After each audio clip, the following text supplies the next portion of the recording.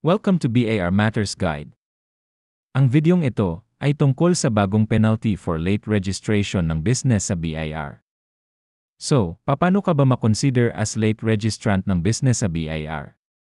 Pursuant to Revenue Regulations No. 7-2024, a person shall be considered to have violated this provision when such person failed to register with the BIR within 30 calendar days from the issuance of Mayor's Permit or PTR by the concerned LGU, or COR or CBNR issued by the SEC or DTA or the date of its first sales transaction prior to its registration with the BIR.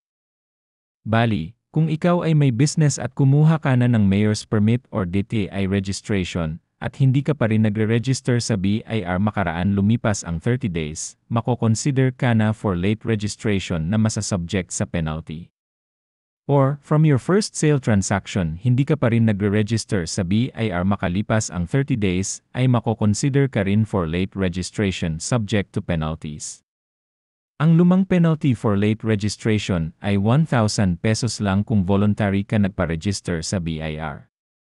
Pero kung na-tax map ka ng BIR at nakita na hindi ka pa rin registered, ang penalty ay 20,000 pesos kung nasa city ang business mo, 10,000 naman kung nasa first class municipality ang business mo, 5,000 pesos kung nasa second class municipality, or 2,000 pesos naman kung nasa third class municipality. Sa ngayon, because of Ease of Paying Taxes Act, ang penalty for late registration para sa mga voluntary na nag-register ay 1,000 pesos pa rin. Pero kung na-tax map po kayo, or may nag-complain sa inyo or nasulatan kayo to register ng BIR, ang penalty ay 5,000 pesos kung classified ka as micro taxpayer, 15,000 kung classified ka as small taxpayer, at 20,000 pesos naman kung classified ka as medium or large taxpayer. Pero kung ang business mo ay subject sa excise tax at na-tax map ka, ang penalty mo ay 50,000 pesos.